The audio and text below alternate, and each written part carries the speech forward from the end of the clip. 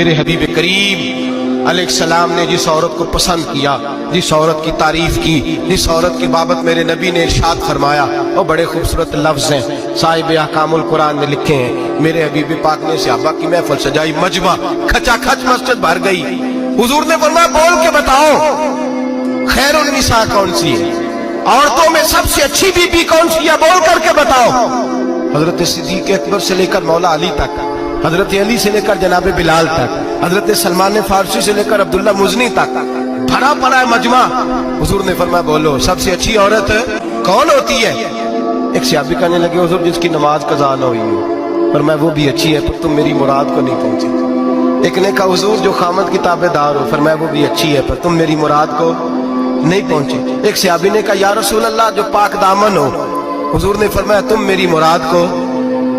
حضرت علی فرماتے ہیں جب سب کے جواب غلط ہو گئے تو میں قد میرا چھوٹا تھا، میں پیچھے بیٹھا تھا، میں گردن جھکا کے پیچھے سے نکل گیا۔ سیدہ طیبہ طاہرہ حضرت فاطمہ الزہرا رضی اللہ تعالی فرماتے ہیں بی بی صاحب کے پاس پہنچا، میں نے کہا فاطمہ حضور نے سوال کیا ہے۔ تو حضرت فاطمہ بھی گویا مسکرا کے کہنے لگی علم کے شہر کے دروازے تو آپ ہی ہیں، تو آپ یہاں آ گئے۔ کہا حضور نے سوال کیا ہے اور مجھ سے لے کر ابو بکر عمر عثمان غنی تمام کو کسی کو جواب نہیں آیا۔ حضور نے پوچھا بہترین عورت کون ہوتی ہے، بہترین خیر النساء بہترین بی بی کون ہوتی ہے؟ حضرت سیدہ فاطمہ کہنے لگی علی بڑی سادی سی بات تھی، سمجھ نہیں آئی؟ کہ فاطمہ بتلا دو اتنی سادی ہے تو۔ حضرت فاطمہ کہنے لگی سب سے بہترین عورت وہ ہوتی ہے نہ کبھی غیر محرم نے وہ بی بی دیکھی ہو۔ اگلے جملے بھی یاد رکھنے، اور فرمایا نہ اس بی بی نے کبھی کوئی غیر محرم دیکھا ہو۔ صرف مرد پہ پابندی نہیں کہ وہ عورت نہ دیکھے، فرمایا عورت پہ بھی پابندی ہے کہ وہ بھی غیر محرم کا چہرہ نہ دیکھے۔ فرمایا بی بی نے بھی غیر محرم نہ دیکھا ہو، وہ خیر النساء ہے، وہ سب سے اعلیٰ۔ حضرت علی کہتے میں جھٹ سے آیا، پیچھے بیٹھا، بات ابھی جاری تھی، میں نے ہاتھ کھڑا کر دیا، میں نے کہا حضور میں بتاؤں؟ نبی پاک نے فرمایا بتلاؤ۔ تو کہتے میں نے کہا حضور بہترین بی بی وہ ہوتی ہے جس نے نہ کبھی غیر محرم دیکھا ہو اور نہ غیر محرم نے کبھی اسے دیکھا ہو۔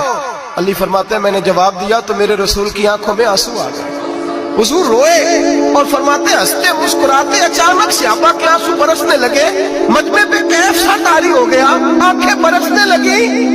ہم لوگ حضور کے رونے پر سکتے میں آ گئے، نظر اٹھائی تو جواب تو میں نے دیا تھا، تعریف میری ہونی چاہیے تھی، شاباش مجھے ملنی چاہیے تھی۔ میرے حبیب نے رو کے آنسو پوچھ کے فرمایا میں تمہیں کہتا نہیں الفاطمہ تو بدعۃ منی، فاطمہ واقعی میرے جگر کا ٹکڑا ہے، فاطمہ میرے وجود کا حصہ ہے، میں تمہیں کہتا نہیں رہتا؟ کہا فاطمہ میرے جگر کا ٹکڑا ہے۔ حضرت علی فرماتے ہیں صحابہ میری طرف دیکھنے لگے اور کہنے لگے علی جواب تو دے، شاباش بی بی صاحبہ کو ملے۔ تو کہتے ہیں میں نے کہا حضور روئے ہیں تو آنسو میرے بھی چھلک ہی پڑے ہیں۔ فرمانے لگے لفظ میرے ہیں پر سوچ اس بیٹی کے ہے جس کی تربیت محمد عربی نے فرمائی ہے۔ فرمایا جملے میرے ہیں میں بیان کر رہا ہوں لیکن پیچھے سوچ اس نور والی بیٹی کی ہے جس کو اپنے گھر کے اندر رہ کے آنگن میں رکھ کے رسول پاک نے پرورش فرمائی۔ حضرت فاطمہ فرماتی ہیں حضرت علی میرے پاس دوڑے آئے اور کہنے لگے فاطمہ چل مسجد، پتہ نہیں حضور کو کیا ہو گیا ہے۔ حضور رو رو کے بحال ہو گئے اور حضور حجرے میں رو رہے اور ہچکیوں کی آواز مسجد میں آ رہی ہے، چل ذرا چل کے حضور کی بات دیکھ کیا ہوا ہے، ہماری کو طاقت نہیں اندر جانے کی۔ سیدہ طیبہ طاہرہ حضرت فاطمہ جھٹ سے پردہ اوڑا، حاضر خدمت ہوئی، اندر گئیں، کہتی ہیں حضور کے کندھے پہ ہاتھ رکھا تو محبوب بیٹی کے ہاتھ کی ٹھٹک محسوس کی، سر سجدے سے اٹھایا، فرمایا فاطمہ آ گئی ہو؟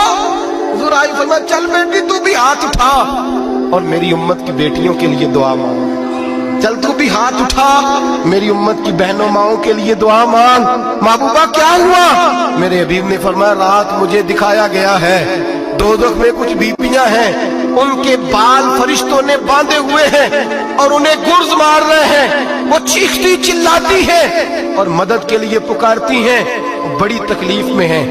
بی بی صاحب عرض کرتے ہیں یا رسول اللہ ان کی غلطی کیا ہے؟